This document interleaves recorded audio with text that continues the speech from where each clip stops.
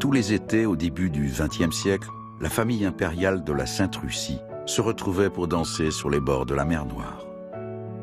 En cet été 1917, les Romanov ne se doutent pas qu'ils dansent pour la dernière fois et que leur dynastie s'éteindra dans le brasier de la révolution bolchevique.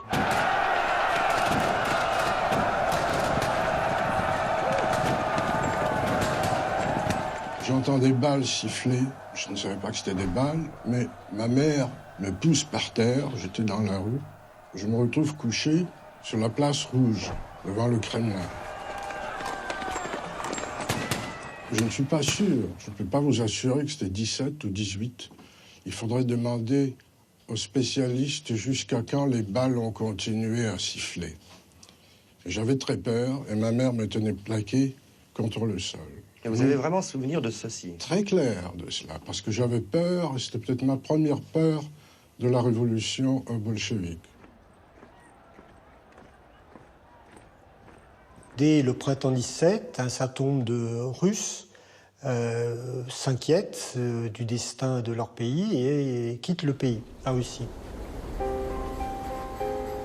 C'est ça le début de l'immigration russe blanche, blanc par référence aux armées blanches, par opposition aux armées rouges.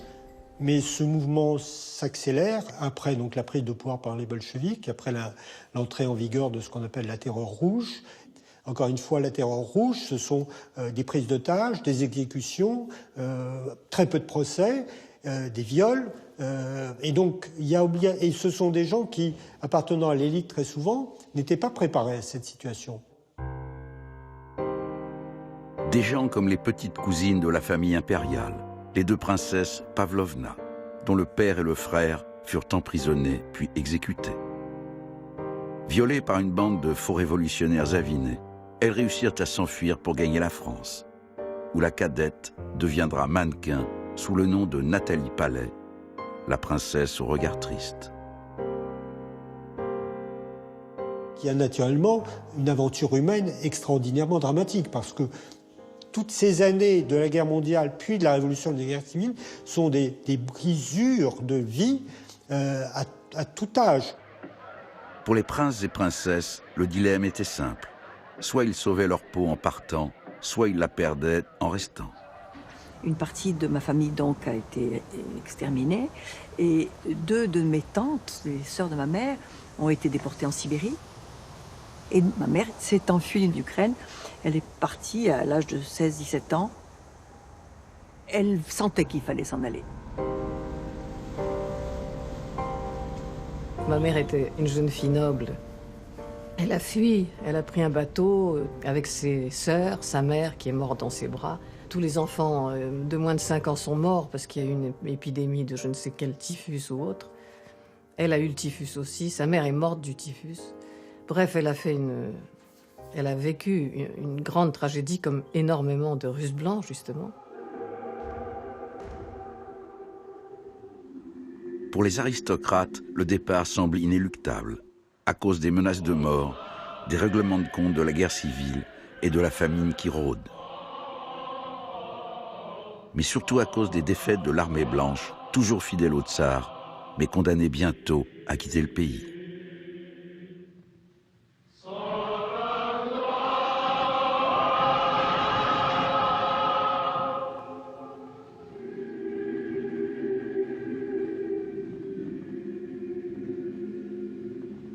La guerre civile s'achève formellement à la fin de 1920, avec le départ donc, de la dernière armée blanche du général Wrangel qui part à Constantinople et qui emmène avec lui environ 150 000 personnes, une grosse moitié de militaires, le reste des femmes, des civils, des enfants, des personnes âgées. Après, au début des années 20, 21, 22, 23, sont partis plutôt des gens des classes moyennes. Des gens généralement diplômés. Mais il y a une image d'Épinal qui va se former tout de suite. Ce sont des princes, ce sont des aristocrates. Or, ils étaient minoritaires, les gens titrés. Mais comme ce sont les premiers arrivés, c'est eux qui ont donné à cette immigration sa couleur. l'aristocratie en exil ne cessera de cultiver la nostalgie d'un paradis perdu, où l'oligarchie des grands-ducs, l'élite de la bourgeoisie, les grands propriétaires terriens et les officiers supérieurs pouvaient compter sur un personnel pléthorique. Dans ma famille, qui avait une immense propriété en Ukraine, il y avait 4 gouvernantes. Il y avait une gouvernante allemande, c'était pour l'éducation, apprendre les maths, la physique. Et il y avait une gouvernante anglaise, c'était pour les bonnes manières. Il y avait une gouvernante française, c'était pour faire des confitures et dépuceler les garçons. Et la russe, c'était la gnagna, c'était pour la religion, pour les chansons, pour le chœur et pour l'art. Donc, dans ces familles, tous les soirs, à table, on parlait une des langues des gouvernantes. Un Russe de bon milieu se devait de parler le français. Par exemple, dans la famille Nabokov, il y avait quand même une 50aine de domestiques. Donc, il y avait ce personnel stylé et souvent francophone.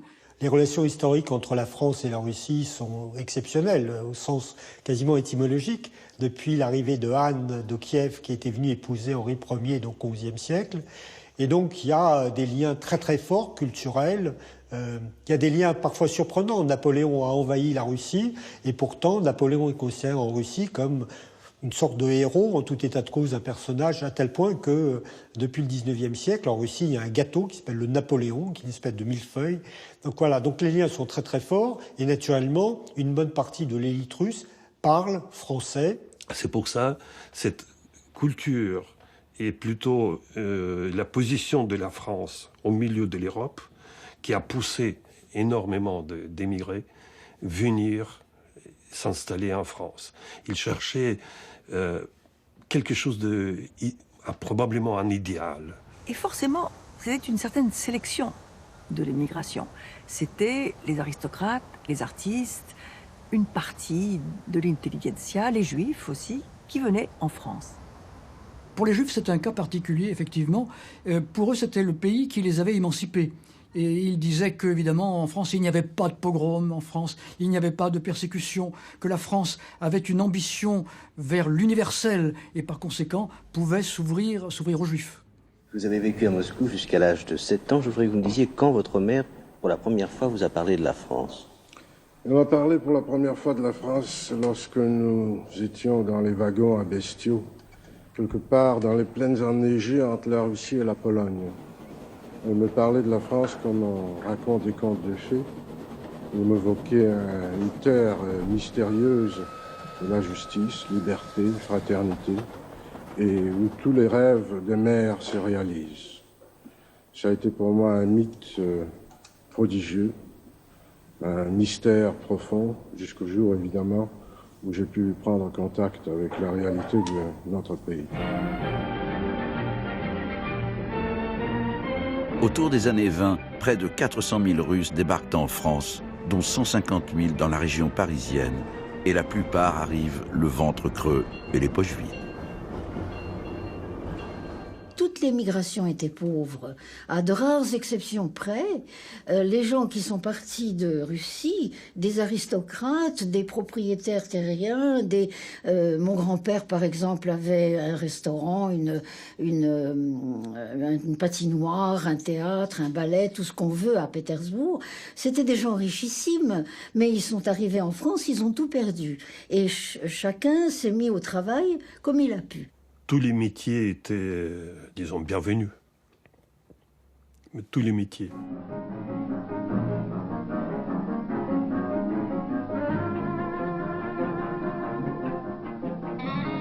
La France est le pays brisé, fatigué par le premier conflit mondial, qui a perdu, on le sait, des millions d'hommes.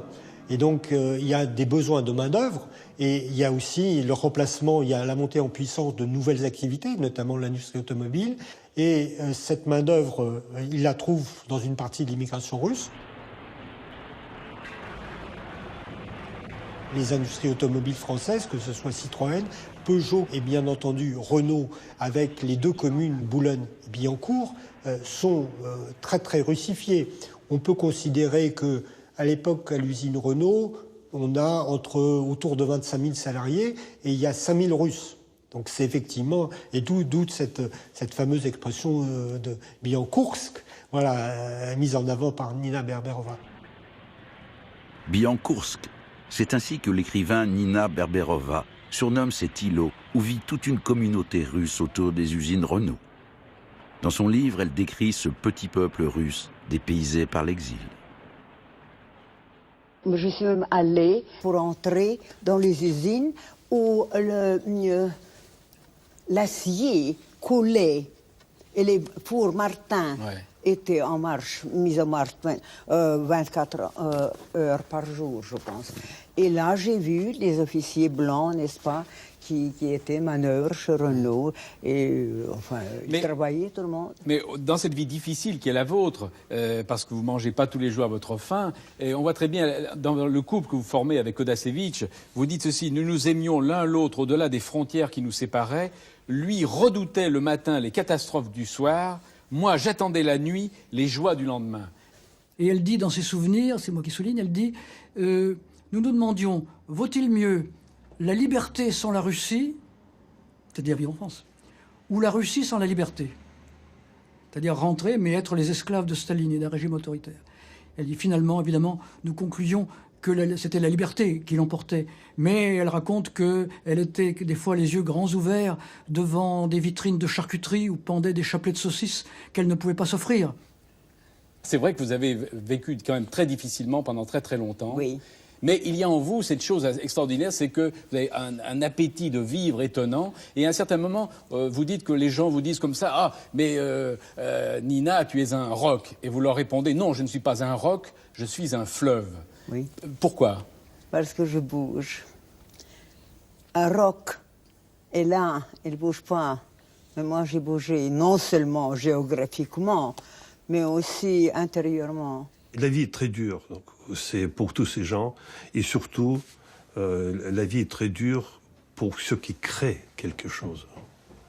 Les poètes, les écrivains, les artistes peintres, les gens de la culture, des gens qui se déplaçaient à Paris pour nettoyer les vitrines, et le soir, ils créent. Il y a cette pauvreté qui a été un facteur très important. Nabokov raconte dans ses souvenirs, je crois bien, oui, qu'il vivait dans un appartement tellement petit, tellement étroit, qu'il était obligé de laisser la chambre à sa femme et à son fils, et il allait écrire dans le cabinet de toilette, il posait une valise sur le bidet, il se mettait à genoux devant cet écritoire improvisé pour écrire les chefs-d'œuvre. Édité en 1928, Matchenka, le premier livre de Nabokov, lui permettra de sortir de la misère. À l'opposé, l'écrivain Marina Tsvetaeva continue, comme en Russie, de tirer le diable par la queue avec ses 2 enfants et son mari, Sergueï Efron, un ex-officier blanc blessé au combat, qui a du mal à trouver des petits boulots. Pour elle, il n'est pas question de chercher du travail. Elle ne voulait vivre que de sa plume. Elle est extrême. Alors elle écrit jusqu'à ce qu'elle ne puisse plus écrire. De la misère, goût toujours sec, tourne la croûte sèche dans la bouche. Vous tous, mangeurs de poésie, ripaille de graisse, un franc l'entrée. Elle avait la réputation d'un poète très difficile à comprendre. Et que du fait que cette expression était tellement neuve, elle était neuve pour elle était neuve pour ses proches, et elle ne s'insérait pas du tout dans ce qu'attendait le public français de la littérature russe. Je ne sais pas si on peut la définir véritablement. C'est une personne incandescente. Elle est le tout et son contraire. La preuve, c'est que les journaux russes conservateurs ne voulaient plus la publier, et que les journaux d'avant-garde ne voulaient plus non plus. Pourquoi? Parce qu'elle vomissait Staline. Moi, les dieux, je les choisis, disait-elle. Je n'aime pas les dieux autoproclamés.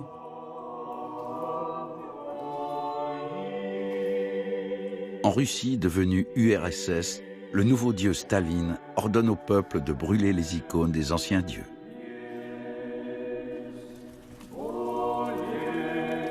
Informés de ces autodafés, les Russes blancs du Paris orthodoxe redoublent de ferveur religieuse.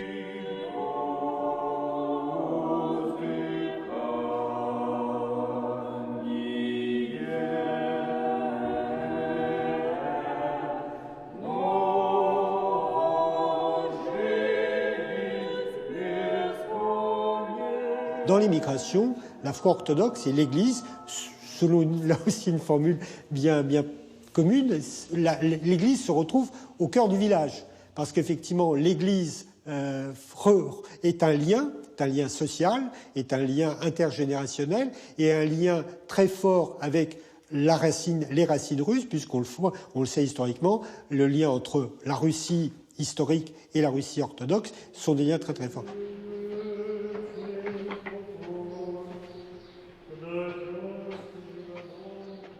Et donc effectivement, à Clichy, il y avait un petit groupe comme ça de Russes. D'abord, il y avait une église où ma grand-mère m'emmenait, parce que ma grand-mère est venue en 1936, la mère de mon père. Et c'est elle qui m'a élevée, donc elle m'emmenait à l'église tous les jours. Je pense que c'est peut-être pour ça que je suis devenue athée, parce que vraiment j'en ai eu ma dose, comme on dit.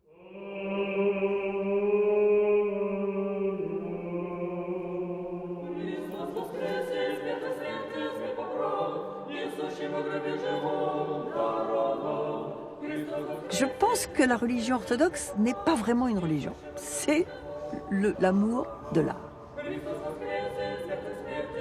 Les offices religieux sont très longs, on chante, ils ont de très belles voix. D'ailleurs, ils ont une façon de chanter tout à fait personnelle.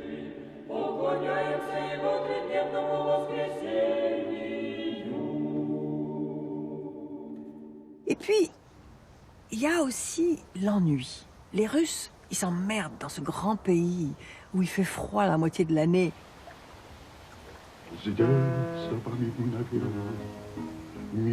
Donc la culture a une place importante, parce que c'est le rêve. On échappe à la réalité, on échappe aussi à toutes les difficultés.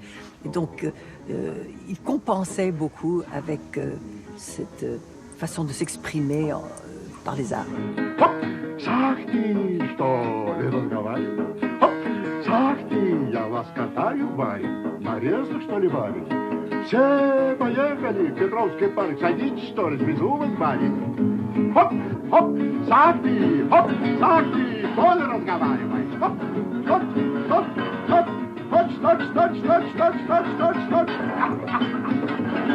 L'idée maximale de la Russie émigrée en France comme dans d'autres pays, c'est de retourner en Russie, c'est de considérer que l'épisode soviétique bolchevique est une parenthèse. C'était la pauvreté totale, mais une pauvreté grandiose. Ils vivaient cette pauvreté avec beaucoup de classe et beaucoup de chic. Donc ils portaient beau et puis beaucoup d'entre eux pensaient qu'ils allaient retourner en Russie. Certains restaient assis sur leurs valises en pensant que ça ne pouvait pas durer et qu'il y en aurait pour quelques années puis qu'ils retourneraient.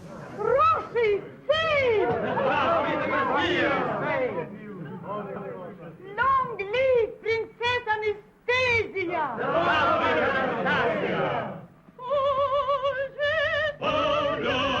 Et c'est une des raisons qui explique que peu de Russes ont demandé à prendre la nationalité française, parce qu'eux considéraient qu'ils ne pouvaient pas quitter la citoyenneté ou leur passeport russe. C'est pourquoi ils ont mis en place une université populaire russe, un lycée russe, pour former, non seulement dans la langue, quand ils rentreraient, mais pour former les cadres dont la Russie nouvelle, c'est-à-dire la Russie débarrassée des soviets et de Staline, dont elle aurait besoin.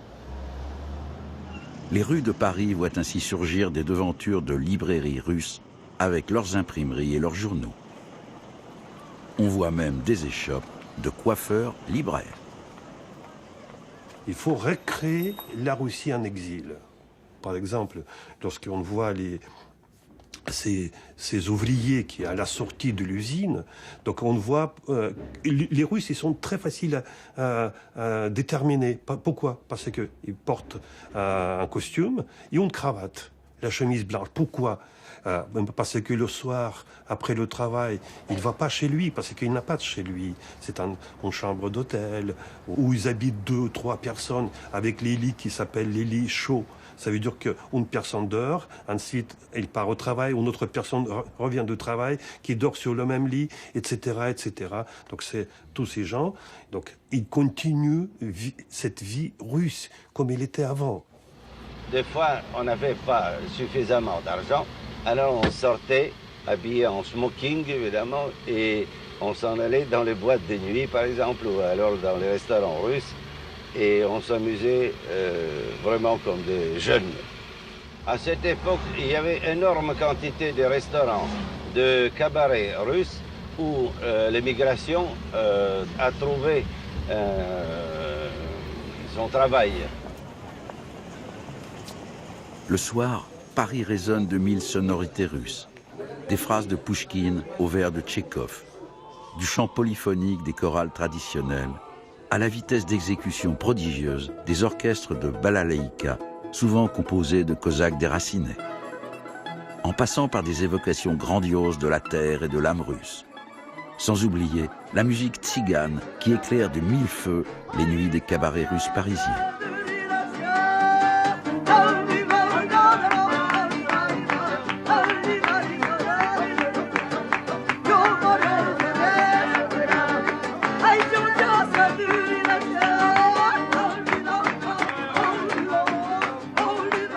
Écrivain et juif d'origine russe, avec sa gueule de boxeur et sa crinière de lion, Joseph Kessel régnait en prince dans les cabarets russes. Grand amateur de vodka, on le surnommait le bouffeur de verre, parce qu'il broyait les verres de cristal à pleines dents sous le rythme des mélodies tziganes.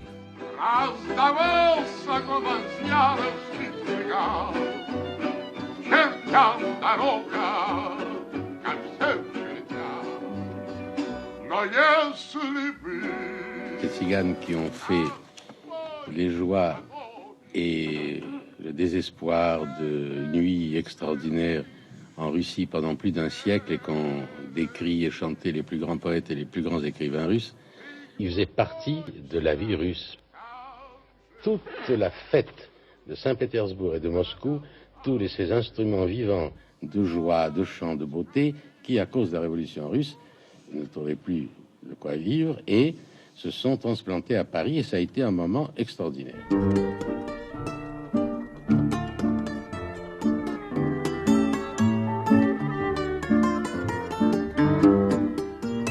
Il y a une espèce d'envoûtement dans ces airs, dans cette musique qui tiennent à la fois des steppes russes, de l'origine indienne, du vagabondage. Et ça donne aux gens prisonniers par les civilisations un espace, une liberté que nous voudrions tous avoir et qu'on croit avoir tant qu'on est sous l'influence et sous la magie de ces chansons et de ces musiciens merveilleux.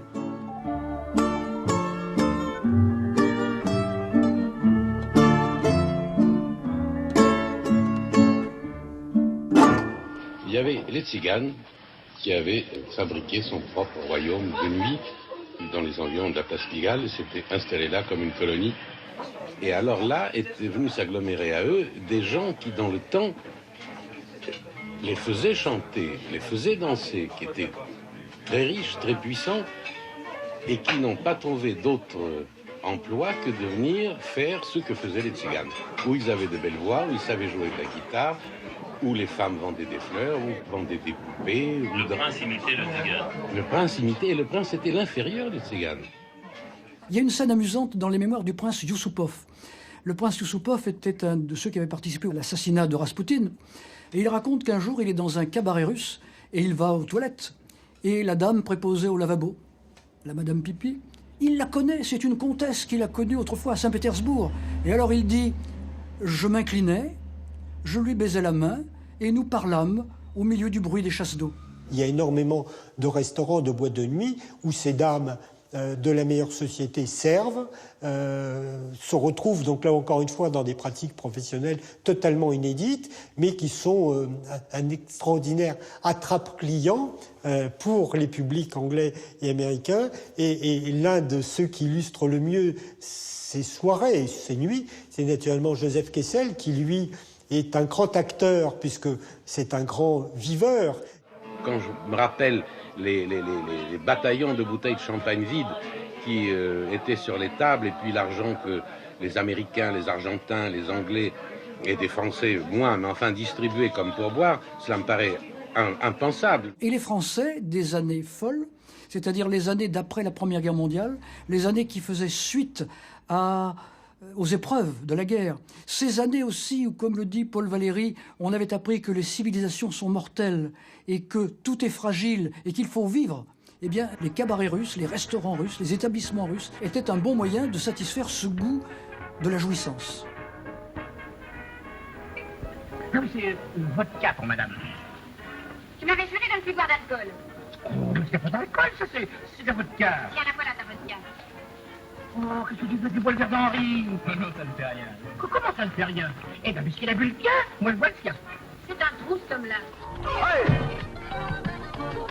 Que ce soit à Paris ou à Hollywood, on retrouve cette mode des cabarets russes et Fred Astaire qui délaisse les claquettes pour la danse des Cosaques. Donc voilà l'un des aspects de la mode russe. Alors ça s'est traduit par toutes sortes de curiosités à l'égard de cette population, les objets russes, les cigarettes russes. Des curiosités comme les Lilliputiens de la troupe Katia, que le public applaudit au Casino de Paris. Mais aussi ces circassiens qui ont fui la nationalisation des cirques décrétée par les soviétiques.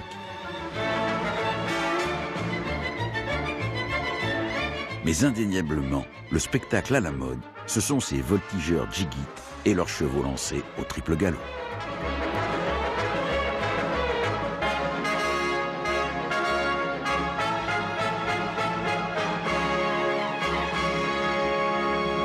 Il n'était pas jusqu'aux prostituées qui ne se prétendissent être toutes nièces du tsar ou cousines de la tsarine. Passer une nuit avec un membre de la famille impériale était évidemment très gratifiant pour le client. Donc il y a eu cette mode russe qui s'est développée tout au long des années 20. Le tout Paris semble fasciné par le pédigré de ces princesses sur le déclin. Et le milieu de la haute couture ne déroge pas à cette règle en accueillant en son sein ces jeunes femmes venues du froid. Les femmes russes qui étaient très belles, les Slaves, intelligentes, très cultivées, avec des très bonnes manières, ils ont trouvé leur destin dans la haute couture. Cette partie de l'aristocratie est intéressante au sens que ce sont des femmes qui prennent le relais, qui se mettent en avant et qui se sont lancées dans la mode, se sont lancées soit comme mannequins, soit comme dessinatrices. Et par exemple, la princesse Yusupov, Irène, qui appartenait à la famille Romanov, qui était une femme d'une extraordinaire beauté, et son mari, donc Félix Yusupov, ont créé ensemble une maison de mode dans les années 20 qui a eu un succès considérable pour un public anglais et américain, excité à l'idée d'aller s'habiller chez des grandes duchesses ou des représentants de l'aristocratie. Ce qu'il ne faut pas oublier, c'est que de nombreuses femmes russes travaillent comme petites mains chez les plus grands couturiers. Notamment chez la célèbre Coco Chanel, qui s'inspira de motifs russes pour plusieurs de ses collections. Coco Chanel a eu toute cette période russe, d'autant plus qu'elle a eu pour amant un grand-duc, Dmitri Pavlovitch, qui a été son amant, et à propos duquel elle a eu cette formule extraordinaire. Il faut que tout occidental ait pour amant un russe pour savoir ce qu'est la beauté russe et le charme slave.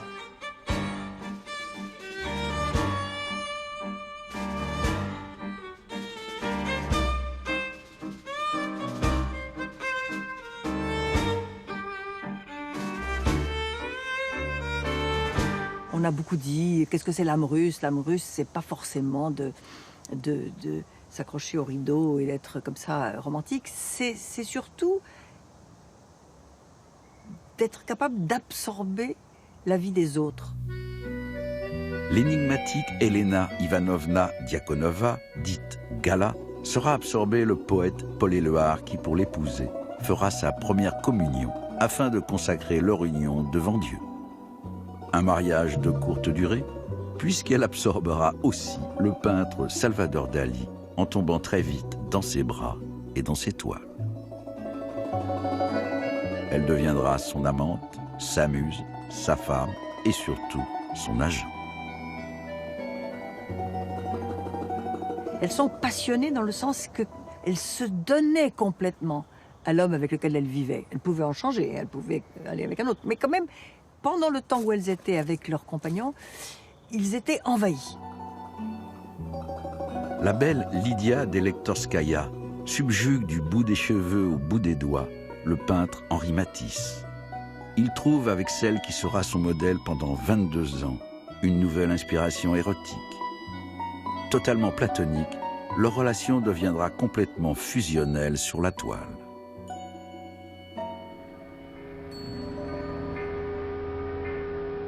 On connaît effectivement le mariage de Picasso avec la fille d'un officier de l'armée impériale, la fameuse Olga.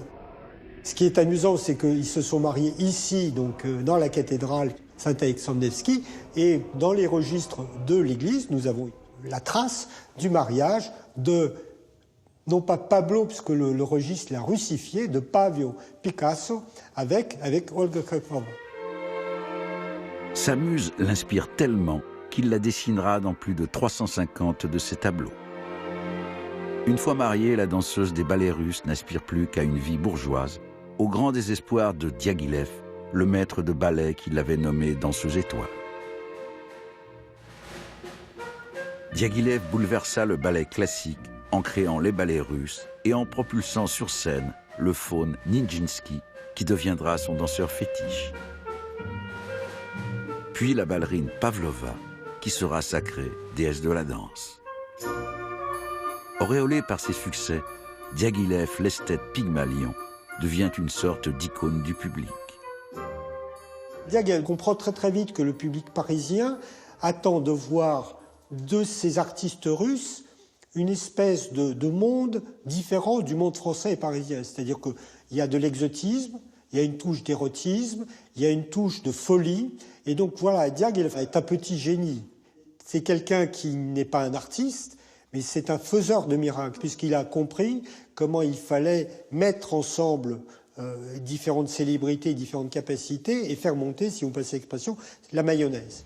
1, 2, 3 et 4. La mayonnaise monte tellement que l'on voit surgir partout des cours de danse dirigés par des professeurs russes, comme ici, le grand danseur Fokine qui joue de la baguette avec ses élèves. L'on voit aussi des danseuses russes menées à la baguette par des professeurs français comme Blanche d'Alessandrie. Cette symbiose entre Russes et Français sera parfaitement incarnée par Serge Liffard, danseur chez Diaghilev, puis chorégraphe et directeur de l'Opéra de Paris. J'arrive à l'âge de 18 ans à l'étranger, je quitte mon pays et je vois cette phalange artistique, passionnée, qu'ils ont une sorte de mystique artistique. Et alors, je peux dire que je me suis développé dans cette atmosphère, avec cette ambiance de ballet russe de Serge Diaghilev.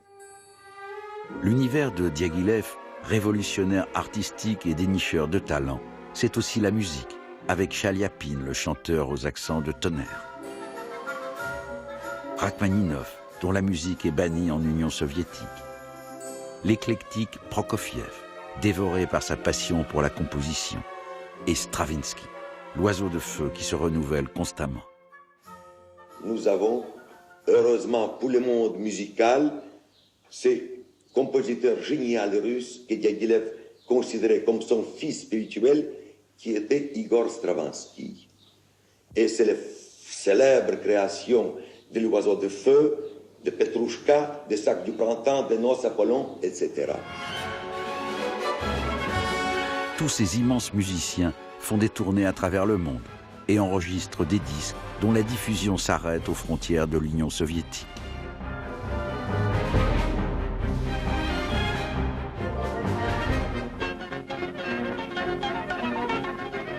En 1924, au pays de Staline, on fête la reconnaissance diplomatique de l'URSS par les pays occidentaux. Un coup dur pour ces Russes blancs qui rêvaient de revenir dans un pays débarrassé du joug stalinien. Les émigrés avaient été déclarés apatrides par la Russie soviétique. Ils avaient été déchus de leur nationalité. Donc à partir de 1924, ils ont très vite compris que ce retour devenait de plus en plus aléatoire, que la Russie se fossilisait dans une espèce de stalinisme étroit. Et donc, ils ont perdu cet espoir. Sauf un petit groupe qu'on appelait les Eurasiens. Ces Eurasiens pensaient que la révolution bolchevique était peut-être le bras armé de la Providence, qui avait renversé la Russie pétrinienne, la Russie de Pierre le Grand, la Russie tsariste, la Russie occidentale, et que par ce biais, on pourrait reconstruire une Russie authentique, c'est-à-dire une Russie asiatique. Il y a d'abord chez les Russes une belle tradition qui franchit les siècles et les lieux, qui est le désaccord l'emporte sur l'accord. Et quand vous avez deux Russes, vous avez au moins trois avis, et après vous avez une espèce de progression géométrique. Il est évident que derrière cette appellation globale des Russes blancs, vous avez des gens qui sont à droite, très à droite, vous avez des monarchistes constitutionnalistes, des monarchistes absolutistes, et vous avez des gens de gauche, vous avez des gens qui sont très à gauche, des gens qui sont modérément à gauche. Et quelles que soient les bonnes volontés des uns et des autres, à aucun moment il n'y a eu véritablement de front politique uni. Moscou a très bien vu cette faille dans le mouvement eurasien, a envoyé des gens qui ont, comment dire, noyauté le mouvement eurasien. Il s'agissait d'un réseau d'espionnage absolument d'une étendue absolument colossale à travers toute l'Europe. Dans ce réseau, on retrouve Sergueï Efron, l'ex-officier de l'armée blanche marié à l'écrivain Marina Tsvetaeva, qui ne cesse d'écrire en vomissant sur les Russes blancs décadents et les crapules staliniennes. Alors pourquoi son mari est-il passé du côté soviétique? Certaines personnes disent que c'était simplement un raté, qui ne savait rien faire. Alors Sergueï Efron était une proie très facile. Il suffisait de lui dire « Tu es coupable, tu n'as pas rempli ton devoir vis-à-vis de ta patrie, tu dois le payer. » Et il était prêt à le payer. Démasqué et poursuivi par la police française pour espionnage, Sergueï Efron s'enfuit en Union soviétique, retrouver sa fille Arianna. Devenue militante communiste, elle a déjà rejoint le paradis des soviets. Mais à l'arrivée de son père, qui est aussitôt emprisonné, elle sera arrêtée, tous deux étant considérés comme espions à la solde de la France. Ils ont été torturés. Efron a été exterminé, Ariadna a passé 17 ans dans les camps. Elle aussi, elle pensait que son avenir était en Russie quand elle était à Paris.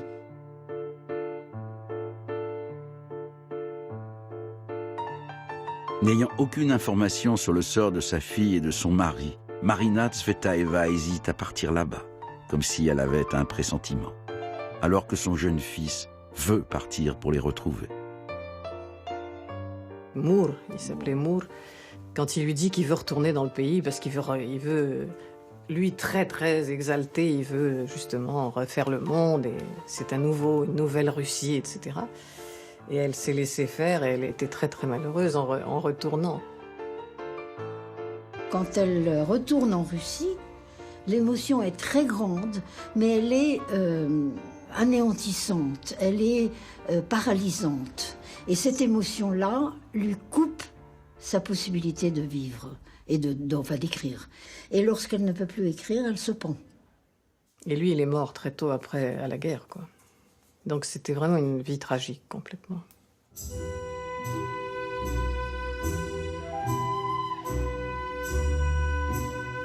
Marina Tsvetaeva ne sera pas la seule artiste à vouloir retrouver l'odeur de la terre natale. Pour le compositeur Prokofiev, qui avait le mal du pays, il était difficile de résister quand le régime lui promettait un appartement, une voiture et une datcha. Et un jour, il décide de partir et s'installer définitivement parce qu'il a pensé qu'il va devenir compositeur numéro 1 à Russie soviétique.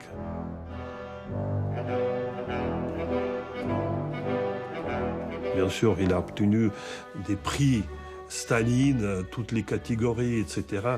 Mais quelque chose qu'il a perdu. Il a perdu cette liberté qui était ici en France. Stravinsky, jusqu'à sa mort, était libre. Entre l'exil ou retourner au pays, Stravinsky avait fait son choix. Mais ce dilemme revenait en boucle chez certains écrivains qui, eux, étaient doublement exilés, et par la distance, et par la langue. Certains n'ont jamais pu s'adapter au français. Ivan Bounine, le premier Russe à avoir eu le prix Nobel, parlait mal le français. Ses amis disaient même qu'il faisait exprès de mal parler, d'avoir un accent énorme, pour montrer son aversion à l'égard de la France et des Français, un pays dans lequel il était obligé de vivre contre son gré. Alors, pour Troya, Lev Tarasov, de son vrai nom, dit bien qu'il avait 2 pieds. Dans la journée, il était au lycée avec un pied en France, et le soir, quand il rentrait chez lui, il avait un pied dans les nuages russes. Coupés de leur patrie, mes parents me parlaient d'elle comme d'une sorte de paradis perdu, d'Eldorado. Il y a des enfants qui sont bercés par des contes de fées. Eh bien, moi, j'ai été bercé par les récits de mes parents sur la Russie. Et avec ces récits, je me suis constitué une espèce de Russie intérieure, de Russie fausse probablement, mais en tout cas de Russie très vivante en moi. En revanche, les jeunes, quelquefois, étaient arrivés très bons francophones. C'était le cas de Nabokov, c'était le cas d'Irène Nemirovsky et de beaucoup d'autres. Et le témoignage de Zoé Oldenburg est intéressant. Elle raconte dans ses souvenirs qu'elle avait appris des rôles entiers, Andromaque, Phèdre, Bajazet. Et elle dit, cette musique vous entrait dans l'âme, vous irriguait. Et c'est comme ça que j'ai aimé le français et que je suis devenue française. Donc la langue est un bon indicateur. Dans le cas de Gromagari également, sa mère voulait construire des racines pour son fils. Elle l'a envoyé évidemment dans un lycée français. Alors, a-t-il voulu volontairement, pour faire plaisir à sa mère, intégrer cette identité française? Il faudrait faire une psychanalyse posthume de Romagari, mais toujours est-il qu'évidemment, il est devenu un Français, et même plus tard un Français libre, qui s'est engagé pour la défense de cette patrie qu'il avait choisie.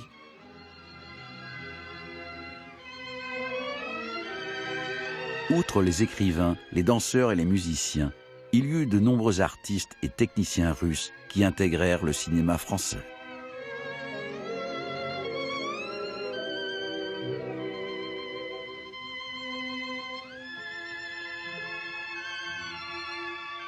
Une bonne partie de l'immigration russe profite naturellement du fait que le cinéma est muet, et comme ils ne sont pas tous parfaitement francophones, le fait qu'ils ne soient pas ne pose pas de problème, et on retrouve donc à la fois comme acteur, également comme metteur en scène, comme technicien, comme décorateur.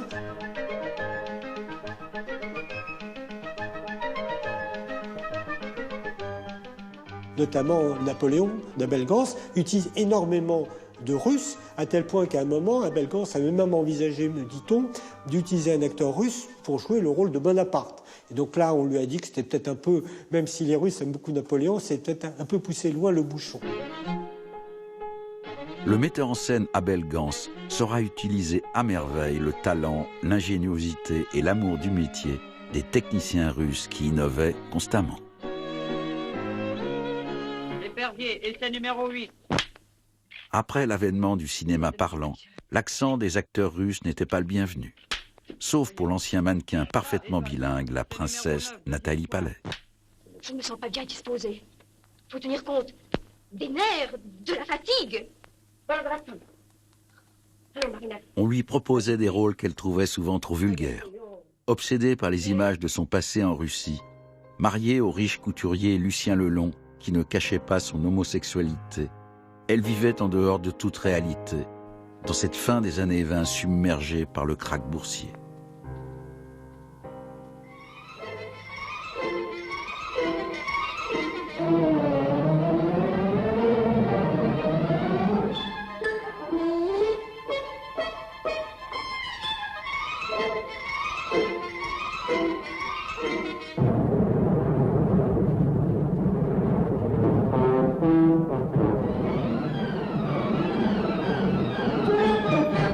À cause de la crise de 29, les cabarets et restaurants russes parisiens ferment les uns après les autres.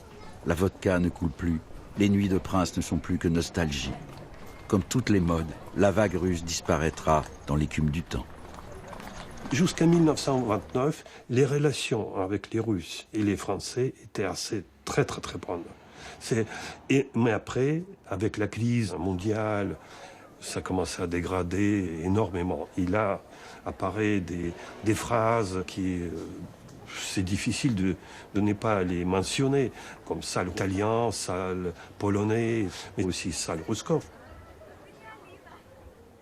Cette situation un peu humiliante, qui était les migrants, le mec qui vient manger notre pain, parce que ça, on l'a eu quand même. Hein. Sale russe, retourne dans ton pays. Moi, je me suis castagnée toute ma vie, toute ma petite enfance, en tout cas à Clichy. Alors que Clichy était vraiment un mélange de tout. Il y avait des Polonais, des Italiens, des Arabes, des Juifs, il y avait tout, quoi. On était dans une rue, il y avait tout le monde entier, vraiment. Cette tension entre Russes et Français se retrouvera chez les chauffeurs de taxi, car il y avait moins de clients. En 1930, sur plus de 20 000 taxis, 3 000 étaient conduits par des Russes blancs.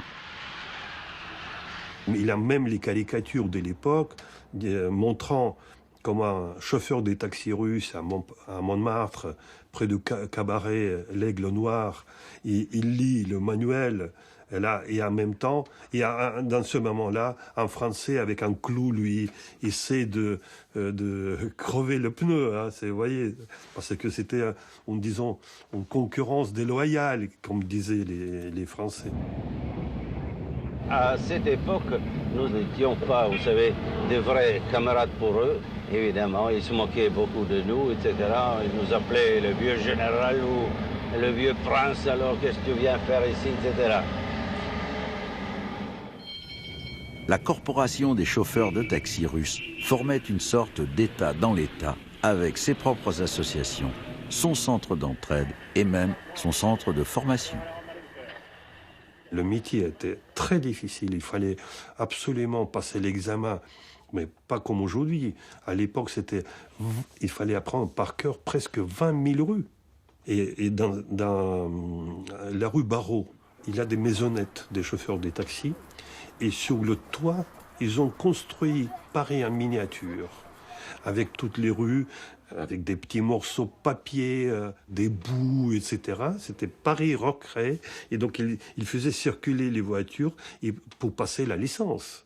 Une fois la licence dans la poche, donc ils devenaient indépendants, surtout les hauts gradés, comme les colonels, les généraux, etc. Ils ne voulaient pas du tout travailler avec quelqu'un qui les donne les ordres. Et surtout, on pensait toujours que nous allons bientôt revenir en Russie. Et jusqu'à presque dernier temps, on n'a pas abandonné cette idée de revenir en Russie.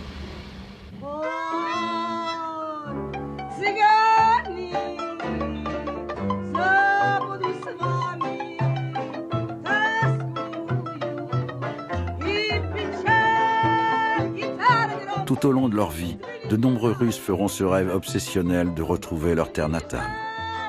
Ce rêve ne restera qu'un rêve. La seule Russie que les Russes blancs retrouvèrent fut un petit carré de leur patrie sur la terre de France.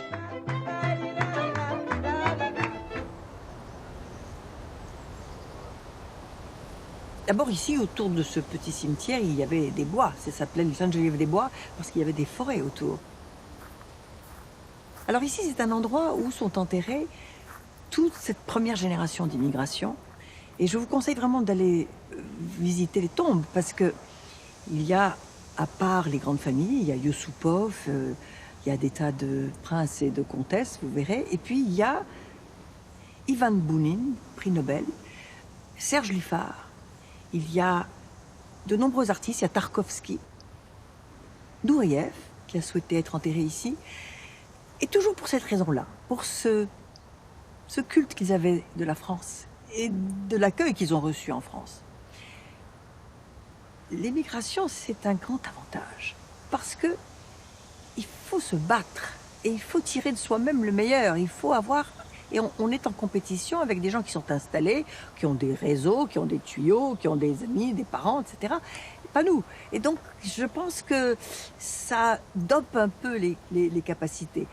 Donc, l'immigration n'est pas un handicap de ce point de vue. Et s'il fallait trouver un tronc commun, ce sont tous des personnes qui ne veulent pas renoncer, qui sont des gens décidés, des gens qui savent dépasser un environnement difficile et qui, conduites par une passion qui peut être sentimentale, culturelle ou simplement qui est dans les viscères, et qui donc avancent et qui, encore une fois, le trait trait semblant le plus caractéristique de l'immigration russe, c'est que ce sont des gens qui sont toujours restés debout.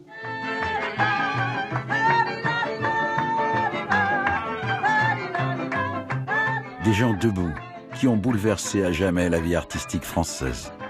Autant de parcours individuels qui ont croisé les tumultes de la Révolution d'octobre et de la crise de 1929. Entre la Première et la Seconde Guerre mondiale, ils sont devenus des Français à part entière, sans jamais renier leurs origines.